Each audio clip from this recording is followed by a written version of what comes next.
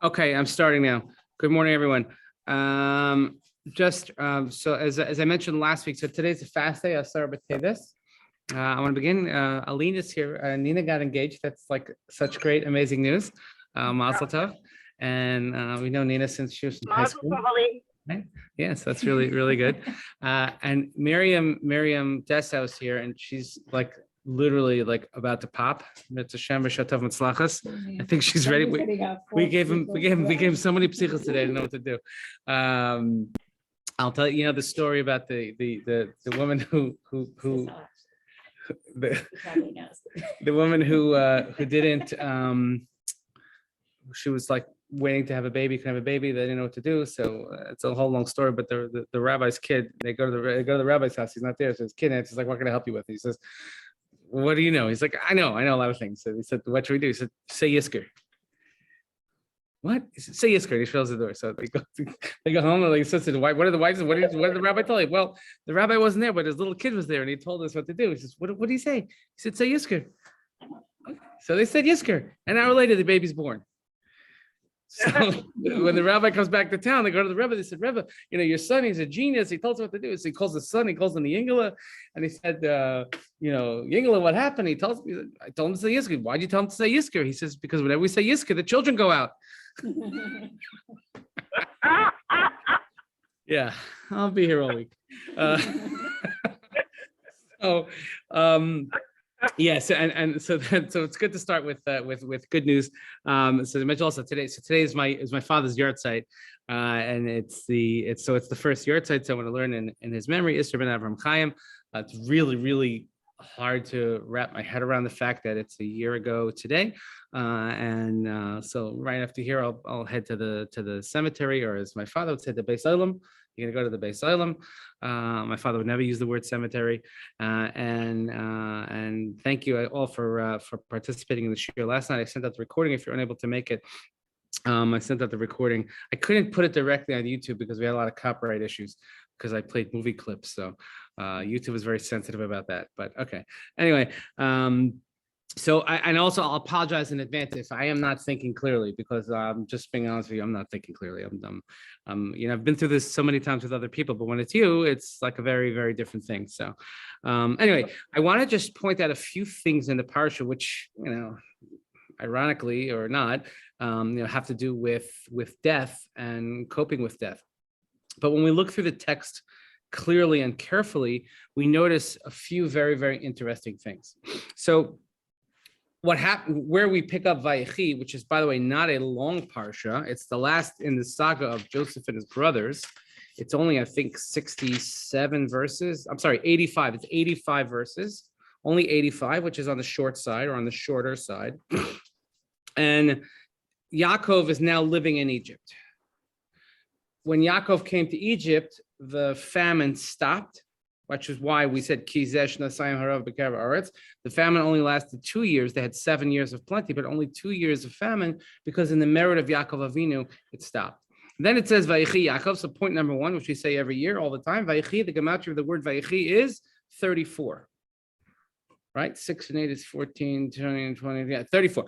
34. And that actually because Yosef was 17 when he disappeared from his father. And now, from the time they reunite in the end in Vayigash until the end of Yaakov's life, Yaakov is 17 years. So he had 34 years with Yosef, and that's what it says Vayechi Yaakov. In other words, his complete life, when he had all of his children together. When you have that, that's Vayechi. That's a definition of living. Okay. I think if I'm not mistaken, we could figure it out that that's how old Rachel was also when she died.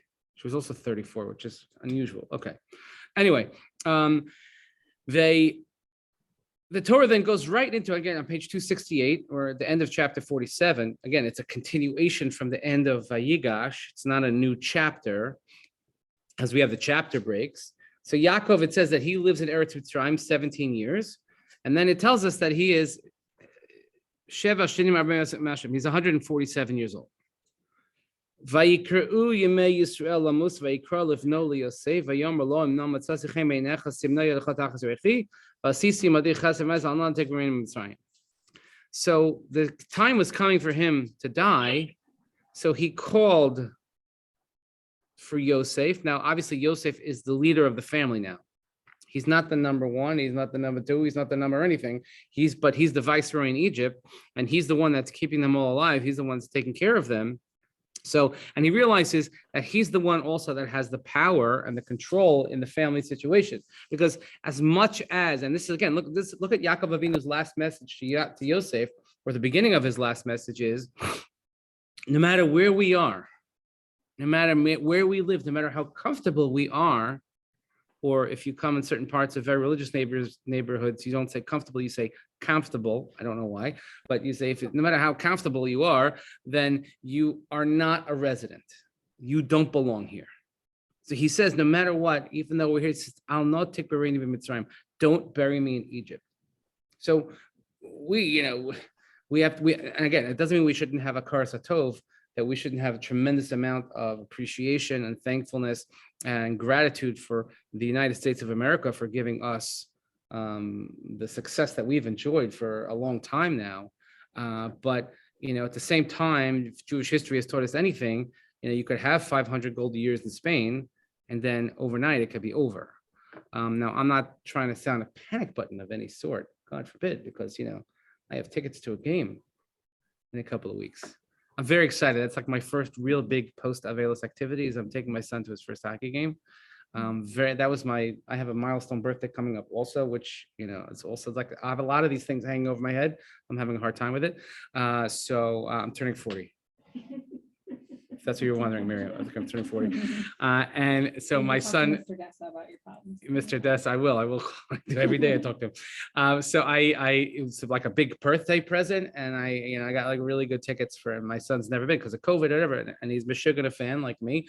So I'm taking him. So I can't make Aliyah just yet, but I get this a lot, especially when I go to Israel. And one thing that really bothers me, and I don't know if you've ever had this experience of when you go to Israel and people are like, when are you making Aliyah? When are you moving here? And I'm sorry, but that really annoys me. It annoys me. Well, first of all, you have no trouble asking for our help when you need like support for all your institutions, this, that, and the other. And Israel needs the diaspora to survive, and maybe the diaspora needs Israel to survive. There's no question. But I say particularly like what would I do if I went to Israel? Like you need more rabbis in Israel. That's what you need. First of all, what I do does not really exist in Israel, and even if it did, not way anybody can make a living. And I'm all for Aliyah, by the way, and I think that it should be celebrated. But I don't like when people get in your face and they tell you what to do. It's just me. I don't like that. So but we have to always have this understanding, learning from history, that there could come a time, we may see it in our lifetime, we may not. I hope not. I hope that we could live peacefully. But when you start to see, look at, and my expert friends tell me like Europe is always like 10 years ahead of you, and look what's happening in Europe now, and look at the exodus of Jewry from Europe right now.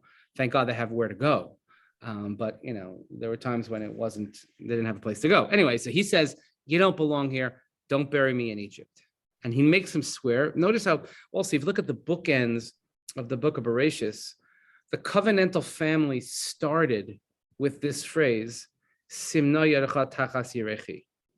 When Avraham, way back in Chayei Sarah, when Avraham, he says we have to keep the family going, we have to continue the covenantal family, he made Eliezer swear with the same exact words, Simno Yerecha Tachas Yerechi. That was a sign of swearing. Don't try it at home, please. And here, again, to keep Jewish continuity, to keep the covenantal family going, which would mean, we can't be here in Egypt, we have to be somewhere else, the same phrase. And he says, you have to do with me chesed, emes, you have to do with me kindness. And he says also emes, truth, which is a very, very hard word for people to hear sometimes. It was my father's favorite Billy Joel song was Honesty. I was just thinking about the other day. So I drive in I'm sorry, then I'm just whatever. Roll with it. I drive my kids to school every day, and I listen to their music. Like I know their music. Some of it I like, most of it I don't like. But like my parents would never listen to our music. They would yell, "What is this garbage you're listening to?" Right? But once we got my father to listen to Billy Joel, and he loved that song Honesty. No, it's a good song. It's such a lonely word. Everyone is so untrue. And by the way, if you've never seen Billy Joel in concert, I recommend that's a bucket list item to do. He's phenomenal in concert. He's absolutely phenomenal. He's still in residence in the Garden. I think he does it once a month still. Really, really worth seeing. Really good. Anyway, I digress. So he says, I'm going to go. I want to be buried in the ancestral plots. And he says, yeah, I'll do that. Swear. Now, you see that? He first says, which is almost a sign of a swear. It's a type of shavua. He says, I'll do it, but he doesn't swear to it. And he says, no, swear. So Yaakov has his doubts about Yosef. It comes out very subtly in the psukim. He has his doubts as to whether Yosef is going to follow through, and he does so fine. And then it was after. Now we get to chapter 48. Okay, so Yaakov, it's very good. We discussed this last week when Erica was here. It's something that actually was so good that I want to do it again on Zoom, so more people could be there, but more importantly, people could take notes. But the notion of writing an ethical will, it says how many people in the room have an ethical will? Crickets. How many people have a monetary will? Everybody raises their hand. So what you want your kids to do with your money, or that they should be taken care of, but what about your ideals? Do they know what you stand for? Do they know, let's say, how you want to be buried, or who do you want to speak at your funeral, or something like that? Or what's your favorite charity, and why is it your favorite charity? Or even something as simple as what's your social security number? Because if you don't know your parents' social security number, and then you have to go digging for it, and then you have, trust me, it's a lot of paperwork to die in this country. So things like this. So he's telling him in his lifetime, Yaakov Avinu is telling his kids in his lifetime what he thinks and what he stands for. So it happened a while later. I don't know how much, but sometime later. And they say to Yosef, look, your father's sick. And he goes to take him in. Now, what's very interesting here, and Rav Hirsch points it out, and some of the other Mefarshim pointed out, is that I think, if I'm not mistaken, yes, Rashi alludes to it, but the other Mefarshim say it more clearly, is that Gail's here. They tell Yosef, your father is sick. Now, it seems like an innocuous verse, right? But what the Mefarshim point out is that Yosef had to be told. He didn't know because he wasn't there in the day-to-day. Now, you might say, all right, he's busy. He's running a country. He's the economic guru of Egypt and the world. He's feeding the whole world. He's running the whole Live Aid program. He's doing all that. Okay. Maybe he doesn't have time, but they say something even more interesting and more insightful, and that Yosef never let himself be alone with his father for too long of a time, because he didn't want to have to explain what happened back then. He knew at a certain point his father would say to him, listen, whatever happened back there in Shechem and Dotan, how did you end up in Egypt? So if you, one way to not deal with it is to just simply not put yourself in a position where you can have the conversation, right? If you are evasive, or you make yourself scarce, so that's what the Mefarshim point out is the intimation of this verse when it says, oh, and they let Joseph know that his father was sick. Oh, because he was not ragil etzlo. He was not commonly found by him, but for that reason, and maybe he didn't want to talk about it because people don't like to talk about their past, or maybe he didn't want to get his brothers into trouble. And we see that he sincerely does care about his brothers, because even after last week, we question, and we'll see here again, his brothers themselves, they question what happens. Okay, so they say, here he comes, and they put him in. Now he starts with the whole blessings. Okay, so he starts with, now Yosef brings his two sons, Menashe and Ephraim, and Yaakov says to Yosef, again, on page 270, and he starts giving the whole story about, God appeared to me, and he says, I'll make you fruitful and numerous. I'm going to make so many of you. You're going to have an eternal possessions. He goes, now your two sons that were born in Egypt, they're going to be mine, like Reuven and Shimon, meaning like they get a full share. They're going to be partners in the business too, not junior partners. Okay, they're going to be one of the Shvatim. But progeny born to you after them will be yours. They'll be included in the name of the brothers. So in other words, he's saying, like, you have Reuven, Shimon, Levi, and then Ephraim and Manasseh, or really Manasseh and Ephraim, are like one of the tribes. And then he starts talking about Rachel, how Rachel died. And then he says to Yosef, he says, who are these? And he's like, these are my sons. Meaning, so it's a very dramatic event. And obviously it doesn't mean he's seen them before. Now you could say, by the way, anybody who's ever dealt with an aging parent, it's not uncommon that when you bring a grandparent that they don't know who it is. Or even worse, when they don't know who you are. It's a very, very, it's a very, I don't know what the word is to use. It's heartbreaking. It's heart wrenching. And your first inclination is to want to correct them, but they just don't know. It's not their fault. It's not, when you get to a certain age, as we say, Al tashechenu le'ezikna. We said it today in Slichos. Al tashechenu le'ezikna. God, and in my older years, don't cast me away. Don't make me a nothing. So he takes them and he wants to bless them. So again, you have someone on their deathbed getting ready to bless the next generation, to continue the covenantal community. This happened to Yaakov, although here Yaakov summoned them and the right people showed up, as opposed to when it was his turn that he was not summoned. His older brother was summoned, but he usurped it and he pretended to be his older brother. Okay. So you would think oh, we're not going to do that again. Right. And what does he do? He takes the older one and the younger one and he switches them around. Okay. Now, why do you think he did that? Why would he switch them? Why? And by the way, you see, it's such a great imagery here. It says he can't see, which is the sort of the MO of Yaakov Avinu's life. He brings them near, he kisses them, he hugs them.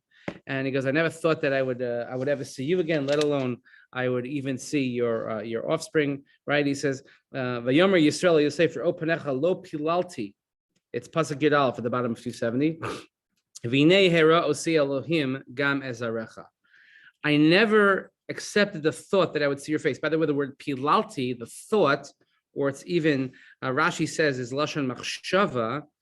It's the same root as the word to daven, lehit palel, which also some say is related to conversation, but lehit palel and the reflexive is that you davening, you have to kind of think to yourself. You have to meditate, you have to ruminate, you have to cogitate, all of these things.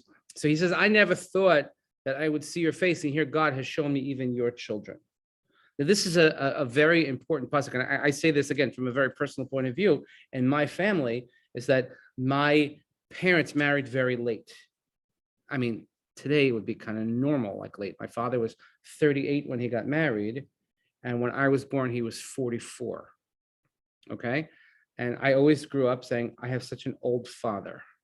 I mentioned this at, I don't know if during the Levaya, the Shiva, I always said I had such a very old father. He was significantly older than my peers' parents, right? So, I always got the is that your grandfather? I did get that on a few occasions. And for a kid, it's kind of, hard to deal with. And I said, that's it. I'm getting married young. I'm going to have kids young. And I did. Relatively young. I mean, my wife was 20. I was 24. Okay. And when God blessed us with a son, I was 44 years old. And God said, I have a much better sense of humor than you have. Okay. So so my kids are like, you keep talking about that and you don't care about us. It's not that I don't care about you. It's just that I'm thinking about my father-son relationship, and I'm thinking about now my son-father relationship. And there's a lot of similarities, and I'm trying to draw from one and take to the other, et cetera, et cetera. So, but because my parents were so old, I never thought they would live long enough to see me married, to be honest with you. I thought like that. Because I don't know, what do you know? Who knows? There's old and there's old. Old today is a lot older than old used to be. Does that make sense? Right? 80 is a new 60 or something, something like that. And I never thought that they would see me married, let alone see my two sisters and my brother married.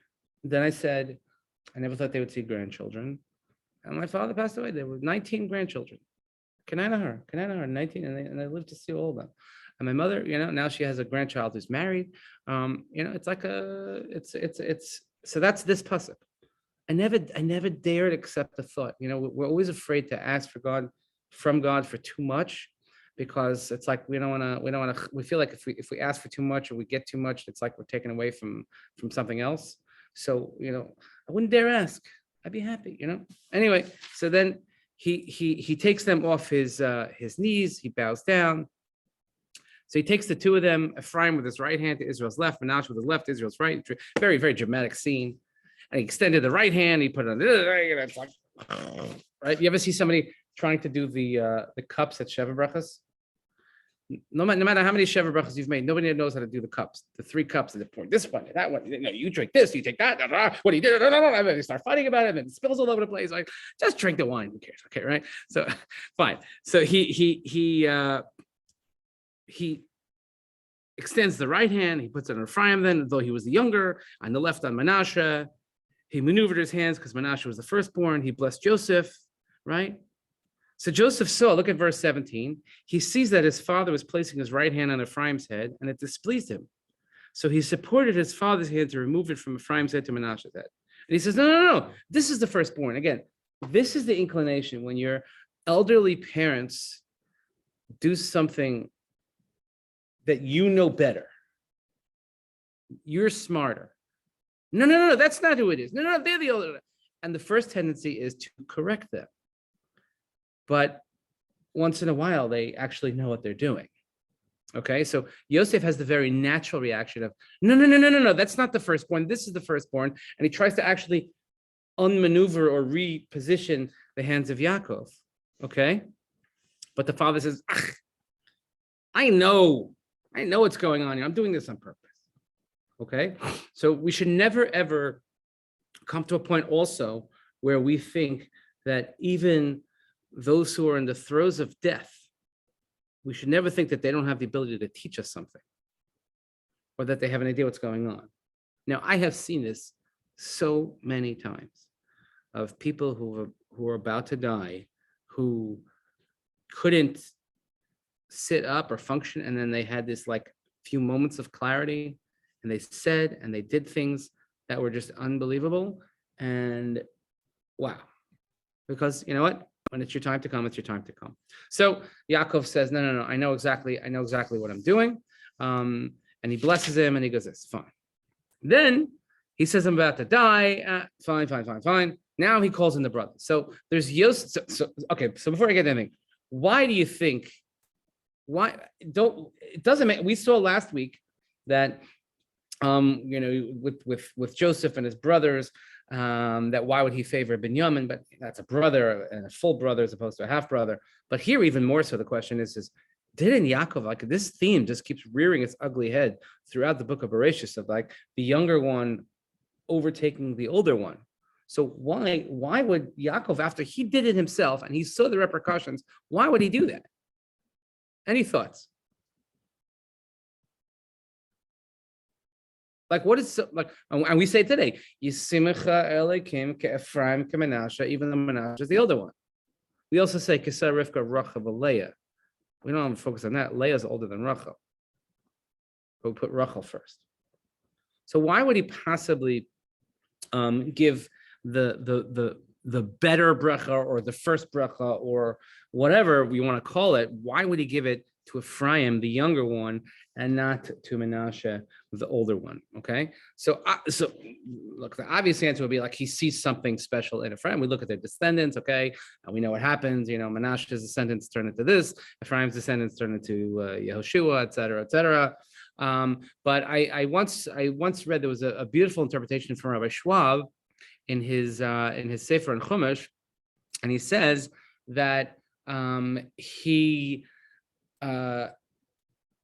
realized that Ephraim was a little bit further away from the covenantal source, being the youngest one, but the younger one, plus also having been born in the diaspora. You realize that Manasseh and Ephraim were born in Egypt. So because they were born in Egypt, and because they were just like a little further away, maybe they needed a little more help. Maybe he needed a little more bracha to keep him as part of the covenantal community, because he didn't have that same sort of FFB type of thing, this natural, I was born in Israel and I get it, but he needed a little bit more oomph. so to speak. So that's an interesting theory, but any ideas are certainly something to think about here. So then he calls in the brothers, and he starts giving them bracha. So of course, the one that we always focus on, if you look at page 276, and he calls in Shimon and Levi. Now, if you remember, back in Parshat Vayishlach, when Shimon and Levi, they were fighting for their sister, which is very, very noble, very admirable to stick up for a sibling, especially for a girl sibling. But there are ways to stick up for a sibling. There are ways to stick up for a sibling. Creating some sort of ruse whereby you're going to then circumcise the entire town and then kill them all. Okay, don't try that at home. That's not perhaps the best thing. But what was Yaakov's reaction? If you want to look back at, and it's important to do that, if we look back at the end of that episode,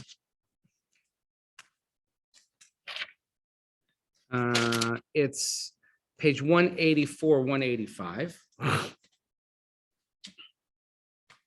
So if you're not in the Stone Chumash, it's the end of chapter 34, Perek Lamed Daled.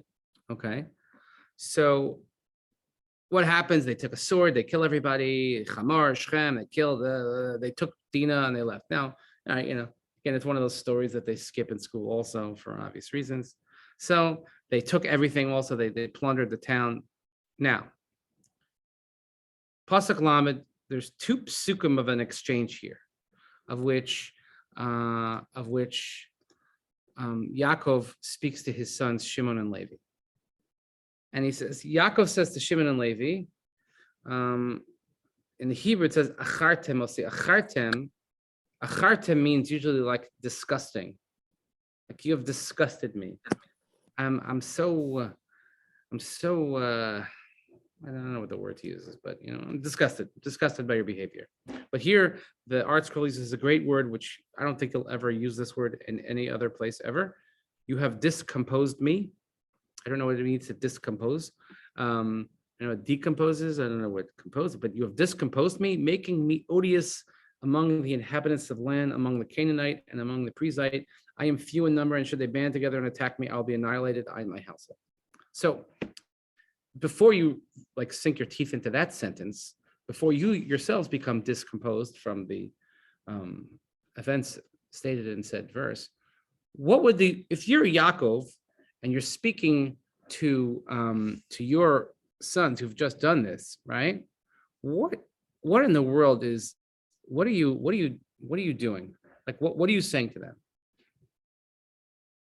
What's your mussar to them? What would you tell them?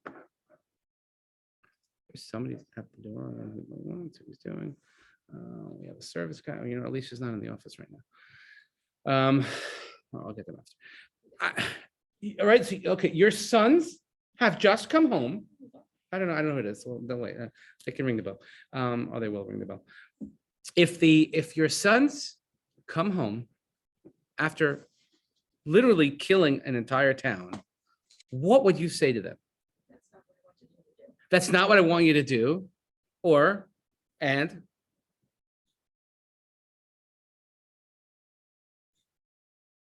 I mean, I don't know. Thank you for looking after your sister. Say that again? Maybe he was thankful they looked after their sister. Maybe. Could be that he was appreciative of the fact that they stuck up, but the Muslim he gives is he says, couldn't you have done something else? Exactly. Yeah, surely there was another way. Did you have to? He's like, but what are you guys nuts? Are you crazy? But what does he say? He says, no, you made me odious. Lahav isheni. Lahav isheni means literally to stink. It's the same word that's used by the Tzfardeya, the plague of Tzfardeya, which we'll see in a couple of weeks already, believe it or not, we're at Shmos, is that when the dead frogs piled up all over the city, that stink is all over. That's the same word that's used, lahavi isheni. Okay? It's like it doesn't look good for me in the world. I have business here. I have business interests. And not only that, they could come after me because I'm smaller in number. So what do they say? They say, Vayomeru, they answer, Shimon and Levi answer, Hakazona yaseh sachosenu? Should we treat our sister? We let them treat our sister like a harlot? Is that what we should do? So hold that thought. I'm gonna get the door. Hold that thought and look what the answer to that question is. Hello? Okay, I'm gonna open the door, okay? Where are you, in the front?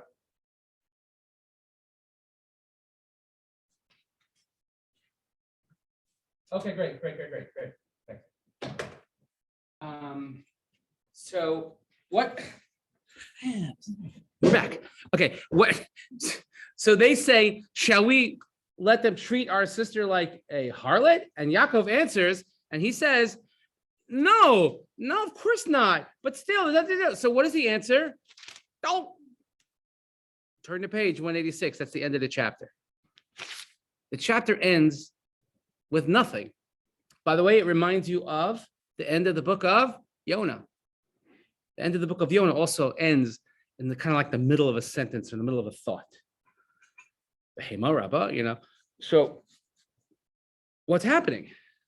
This is actually the second time or third time that we see Yaakov kind of like biding his time. When Yosef tattles on the brothers and he gives the whole thing, what does it say? V'aviv shamar es hadavar. His father, he just sat and he watched what was happening. He didn't say anything. He didn't reprimand Yosef at the time. He didn't say anything. He held his tongue. Here also, no answer. But wait, does he give an answer? And that answer comes now in our Parsha in Vayechi. So look what he says in Vayechi. And by the way, so if you think that these are the brachas that Yaakov gave to his sons, there are brachas and then there are brachas. So look at page 276. Can I ask a quick question, Rabbi? Yes. I understand that at the end of the day, he responds to them in a bracha, but how is that as a parent trying to teach your child values, lessons, moralities, not saying something at the time and waiting years and years? How are you developing that person's character?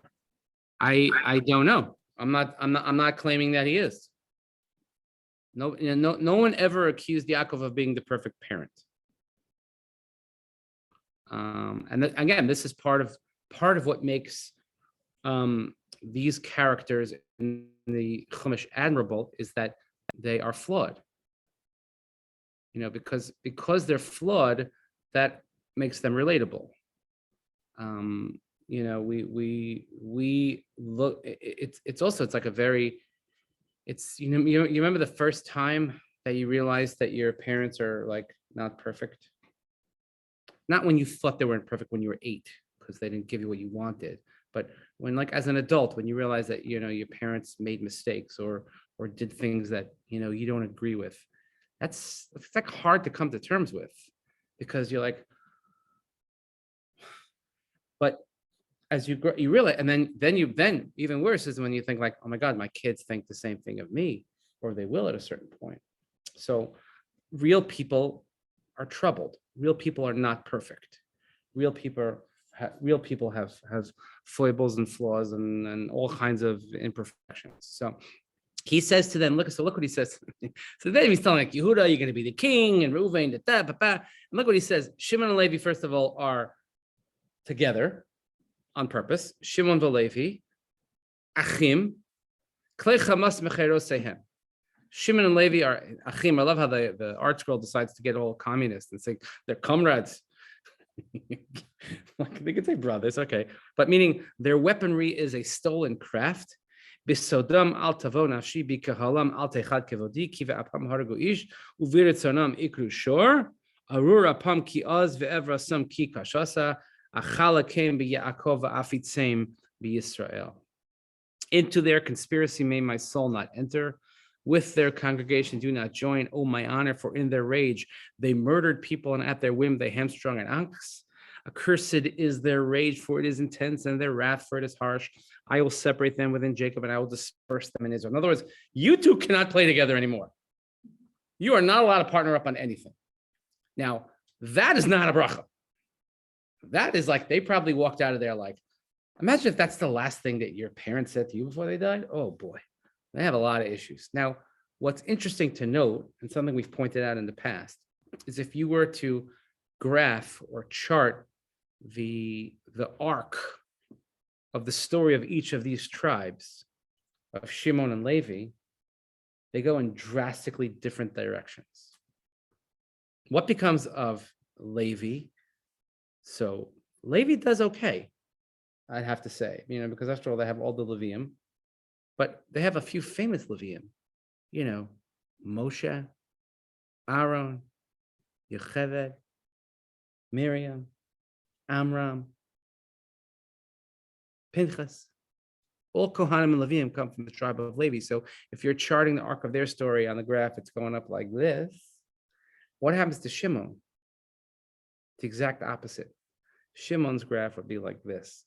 As a matter of fact, Shimon, who sinned and Baal Peor and this and that, but by the time the Jewish people get to the land of Israel, 40 years after the Exodus, the tribe of Shimon is so small, they don't have enough to inherit the land of Israel. They get subsumed under the territory of Yehuda. So you see these very divergent paths. Okay, so what is it? Why is it that Levi goes one direction and Shimon goes a different direction? A lot. You can look into that. And one of the things that we say is because, first of all, of righteous women, the Shifra and Pua and the Yocheveds and Miriams, etc., from that tribe who saw and they stood up and acted. Now again, because Yaakov said something, it doesn't mean that you cannot reverse course of your destiny, of your fate. Okay, and the real thing that happens is when at the scene of the golden calf. Okay, it's worth reading actually, because we lane it today for the fast day. We lane for a fast day from this.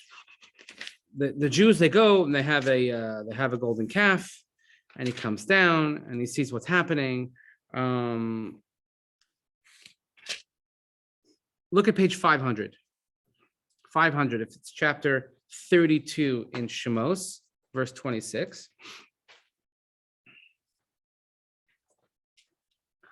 Moshe stands in the gate. Again, now he walks down with the luchos, he smashes them. He's pretty ticked off because they made this golden calf thing. He's like, I'm gone for 5 minutes, and this is what you do. I mean, it's amazing what kind of trouble the kids can get into. Vayomer Mila Hashem Elai, and he says, who is going to be for God with me and come with me? And who joins him? Vayeyasafu elav kol b'nei Levi. The entire tribe of Levi, they stood up and they said this. So he says, this is what's going to happen. Vayomer lahem kol mar Hashem Elahei Yisrael simas yishchabel cherichov ivashu mishal ashar v'machaneh v'hirgu esech achiv v'ishas ra'yo v'ishas kravo. You have a hard task in front of you, by the way. You have to gird your swords and you have to kill people. But what's going to happen? You're going to have to go all around. You're going to have to kill your brother. You're going to have to kill your best friend. You're going to have to kill your neighbor. Now, by the way, so for the people of Levi, it's like, yeah, been there, done that. We know how to kill people. It's pretty good. Now, again, it's not the same individuals, but in other words, it's in their DNA, so to speak. And they did so, and they killed almost 3,000 people. And look what Hashem says. Vayomer Moshe in Pasuk Chavtes, Milu yedchem hayom laHashem ki ish bibno uven achiv. He says, you have dedicated yourselves this day to Hashem because you have been able to stand up against your own brother and against your own son, meaning like your own blood, your own mishpach. He did what was right for God. V'laseis aleichem hayom beracha, and that may bestow upon you a blessing this day. Now that's kind of a non sequitur. V'laseis aleichem hayom beracha. Doesn't really flow in the verses. But what Chazal point out is that it's at this very point that whatever Yaakov was giving them then, now actually they have turned into a bracha. They have reversed their course, and whatever Yaakov said, I'm going to split you up, I can't put you together, but now I will make for you a bracha. Okay, so that's what happens with Shimon and Levi. The last thing I want to point out is something you have to also be very, very sensitive to if anyone is into politics. By the way, much of the practices of mourning we do get from this parsha, even though we try not to take halacha from before Har Sinai, but the structure sort of it, we have this notion of Evel Shivas Yamim, okay? Yaakov dies. And when he dies, and he tells, by the way, and he tells all the sons. He finishes with Binyamin, and he spoke to all the 12 tribes, and then he tells all of them, by the way, when I die, bury me in Marasa Machpelah. Very, very great detail here, by the way, in case anyone has any dispute about who owns it. Okay, it's in the field of Ephron Achiti. It's on page 285. In the cave that is in the field of Machpelah, which faces Mamre, in the land of Canaan, which Avram bought by the field of every. Might as well give him the latitude and longitude coordinates, right? Because it's being so specific here. There they buried Avraham and Sarah, Yitzchak and Rivka, and there I buried Leah. Purchased the field and cave from the sons of Chet. Okay. Now, by the way, why is he? Didn't he say this to Yosef already?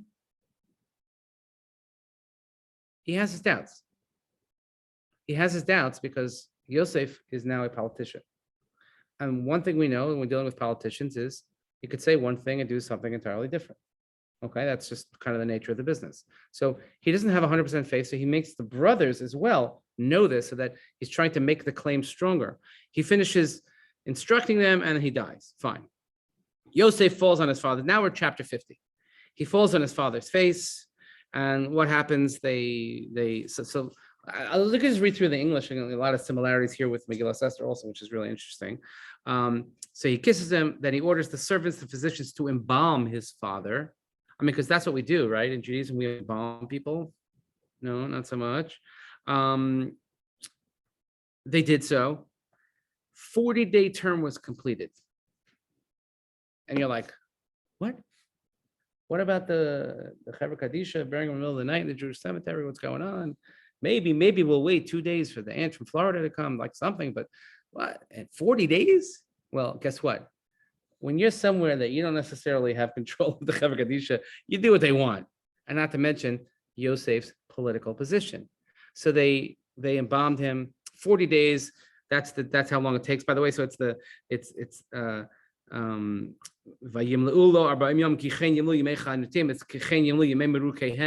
that's the days of the makeup and everything that we say. But Esther, it's the same phraseology, which, by the way, today in Daf Yomi, Megillah started. It says interesting that when last night we finished Tainus, yesterday we finished Tainus, which is all about destruction and fasting, and then Megillah goes into Mishnah V'Simcha, so it's a nice transition. Anyway, so the 40-day term of embalmment, and then they have 70 days. They bewilder for 70 days. So that's 70 and 40. So it's 110 days. Okay. So you're getting close to 4 months. 4 months before they could do anything to even bury the poor guy. What would have happened if he would have not done it? Like, what would the repercussion have been if he said different folks, different strokes? Like, it's not, do you know what I'm saying? Like, they knew they were Jewish. It wasn't like they didn't know they were Egyptians. I know they lived there for a long time in the end. But what would have happened if he didn't do it? Obviously, and again, so this is exactly the question that is the underlying sort of nagging question of this chapter. And then you'll see that obviously there was enough there that Yosef was way too sensitive about, that he felt that he couldn't just put his foot down and do what he had to do. Okay. Right. He was senior enough. I think he could have gotten away with it. So look, if that's the case, let's read through the psukim and you're going to see why that doesn't seem to be the case. Even Yosef, even the number 2. Okay. So look at this. So then it finishes. So now it starts 100 days, 110 days pass. Now Yosef finally feels like, okay, maybe now I can say something. So when it passed, he spoke to Paro's household. Look at this. Vaydaber Yosef el beis Paro lemor. He does not speak to Paro directly. He speaks to beis Paro. And he says, Avi, he says, if I found favor, please speak to Paro. So he's like, he can't speak directly. Please talk to him on my behalf. By the way, my father made me swear. My father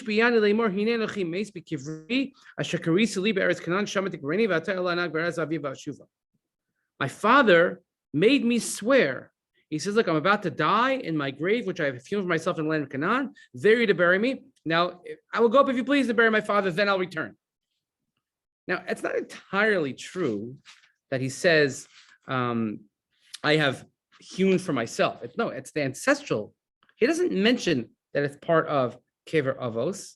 He says it's Bekivri Asher Karisi Li Be'eretz Canaan, as if to say, it was my father's personal wish. But no, this is like Yosef is trying to play both sides of the fence here. He's trying to be as Egyptian as possible, but at the same time trying to maintain the fealty to his Jewish identity, and he's really, really towing the line. Okay, so and he's trying very, very hard, and it's it's a very delicate negotiation. He doesn't speak directly to Pharaoh. He speaks to the people, and Yosef, but it's fine. I'd love to put him in next to King Tut over there. The problem is my father, he had his own thing that he built. He made me I promised him. He made me swear. What am I supposed to do? But I'll come back. Don't worry. I'll come back. I'll be back. So in other words, there was a healthy fear that Yosef understood which probably Paro understood, and they only kept him around because the blessings came as a result of Yaakov. Now that Yaakov's gone, which means that they're probably afraid that if he's gone, if he's dead, the famine will return. And if the famine's going to return, and you guys will book and you'll take everything and you'll leave and you'll never come back. So Yosef has to finesse this. He doesn't speak to Paro directly. He kind of fudges the story a little bit. He makes it in such a way that's politically sound in both the eyes of Yosef and in the ears of Paro. And he says to him, don't worry, I'm going to come back. And that's what happens. He says, no, go, of course, go bury your father, kasher hishbiacha, because a promise is a promise, right? He went up, and by the way, he didn't go up alone. They could have said, no, we'll go. We don't need, no, they all go. Everybody goes. It's not as much respect, although the Gemara discusses the respect that the world had, but it's also a bit of a security detail. They go up, all of Paro's servants, all the elders of the land of Egypt, everybody, look at this, the household, the brothers, the household, only the children, the flocks, and their cattle did they leave behind in Goshen. By the way, kind of a reverse of what's going to happen in the promise, Masa Avasim and Labanim. This is the first going up out of Egypt. There has to be another going up out of Egypt. Are the children going to go this time? A lot of the Mefarshim point out also the similarity or the contrast between this going up versus the next going up. They came to Goren Ha'atad, and they had a great imposing eulogy, a 7-day mourning period. So here they had Shiva before the burial, but he's already been dead for like 9 months already. So again, it's almost 4 months. Then they journey, and then they have a 7-day mourning period. And then when the Canaanites saw what's happening, they said, "Oh, it's a big mourning," and they did exactly as instructed. They took him to Canaan, they buried him in Machpelah, etc., etc., etc. Then Joseph returned to Egypt, and everyone who had gone up to bury his father after he buried his father, in other words, they all came back home safe and sound. Paro can rest easy, saying, my Joseph is still here. I know maybe the famine will return. It won't return. We'll see. The last thing that has to happen before the end of the Parsha is that when they get back to Egypt, there's another political maneuvering that has to take place. And the last political maneuvering that is between the brothers and Joseph. We saw it last week that even though Yosef forgave them, if you did something horrible to your brother and then you encountered him and he saves your life, and you're just kind of like, I don't buy it. I don't buy it. I just don't. He's just waiting for dad to kick off, and then he's going to kill us. Okay? And so many times that happens, that children will do certain things and they wait until the parents die, or sometimes parents do certain things and they wait till the children are out of the house. I know a lot of families were like, they just wait for the last kid to get married and then the parents get divorced, something like that, right? For whatever reason. Okay, so they realized, that's like Pasuk Tesvav 286. See the way the article writes it? They perceive that the father is dead. Of course, they know he's dead, meaning like, oh, now he's dead. Now we're gonna get it. And they say, Lu Yistameni Yosef, and maybe he's going to nurse hatred. By the way, it's the same language that's used by Esav and Yaakov. Vayistom, right? This bearing and harboring hatred. Maybe he's going to hold it like and pay us back like we did to him.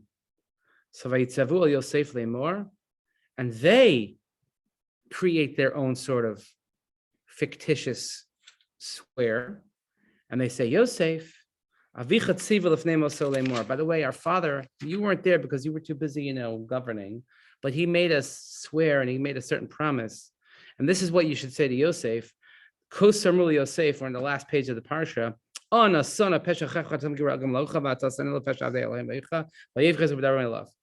please kindly forgive the spiteful deed of your brothers. Now, by the way, if what we said at the beginning, that Yosef never spent time with his father because he didn't want to discuss it, he knows that they're lying. He knows that they didn't discuss this. But he doesn't care because he doesn't have it in for them. He really doesn't, which is what we're learning now for the first time. But they have to create their false narrative of, oh yeah, dad made us promise and he swore that you're not going to pay back and you're not going to take revenge on us.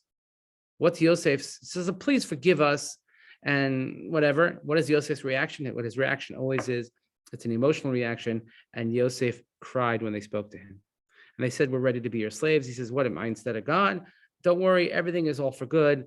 HaKadosh Baruch Hu wanted this to happen. And then they finish the Parsha. Yosef lives, he dies. They end up in Egypt, they all die. And then we head into the story of the Exodus. And that's the close of the book of Berieshit. Really, really fascinating. But this short but jam-packed Parsha as well, kind of tying up all the loose ends, that we realize that sometimes when we have difficult situations, which we have to maneuver, we have to can't go in the front door. You got to sometimes go around the back door, the side door, or through the door, whatever it might be. But this brings to a close the story of 4 parshas of Yosef and his brothers. So really, really fascinating stuff. Really a great parsha that teaches so much to see there, and we see kind of the pure emotion that exists. Father, maybe he's holding it in all these years and he lets his sons have it. Yosef not holding it against the brothers, but also trying to be sensitive to his surroundings and trying to maneuver the best that he can so as not to jeopardize and endanger his current situation, and to be able to maintain them for all. And he takes care of them for the rest of their days. And then we continue Mitzvah Hashem next time with Parshas Shemos. Everybody, thank you for joining. Have a wonderful day. And I'll see you later. Bye. Have an Thank easy day.